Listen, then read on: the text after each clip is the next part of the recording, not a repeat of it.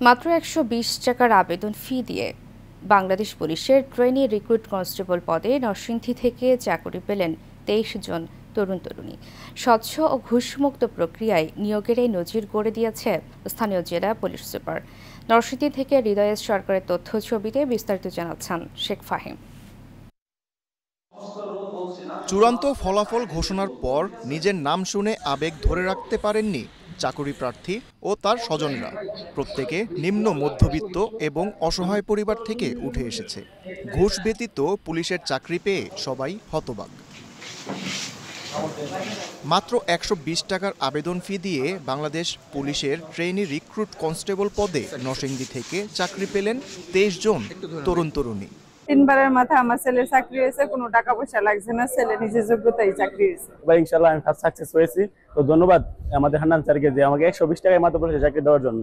আমার আবেদন ১২০ টাকা লেগেছে, আর আসা যাওয়ার ভাড়া বাড়ি থেকে কিছু খাবার দাবার খরচ, আর অন্য কোনো খরচ লাগে নাই টাকা পয়সা।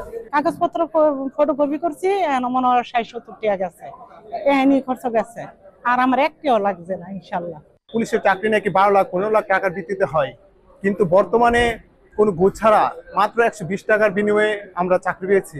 আমরা জানতাম যে অনেক ক্ষেত্রে টাকা পয়সা দিয়ে পুলিশে যোগদান করতে হয়, কিন্তু আমাদের বেলা তা হয় না, মেধা যোগ্যতা অনুযায়ী চাকরি হয়েছে। আমি সবসময় শুনছি যে বাংলাদেশ পুলিশে ১২-১৩ লাখ ৮ লাখ ১০ লাখ এরকম টাকা দিয়ে সবাই চাকরি নিয়ে যায়। এই জায়গায় আমি আইসা দেখি মানে যা শুনছি তার পুরোই বিপরীত। যোগ্যতা, সততা ও স্বচ্ছতার ভিত্তিতে নিয়োগ সম্পন্ন হয়েছে। যারা নির্বাচিত হয়েছেন তারা দেশের সেবা করবেন, এমনটাই প্রত্যাশা করেন পুলিশ সুপার। আপনারা কারোর প্রলোভনে পড়বেন না, কারোর ফাঁদে পা দিবেন না। আমরা যোগ্যতা, সম্পূর্ণ শারীরিক যোগ্যতা এবং মেধার ভিত্তিতে বাংলাদেশ পুলিশের কনস্টেবল পদে নিয়োগ দেওয়া হবে।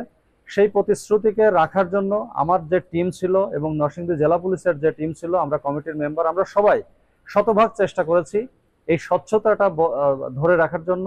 এই দিনটি চাকরিপ্রাপ্তদের জীবনে হয়ে থাকবে সবচেয়ে গর্বের ও স্মরণীয়। Sheikh Fahim, Asian television.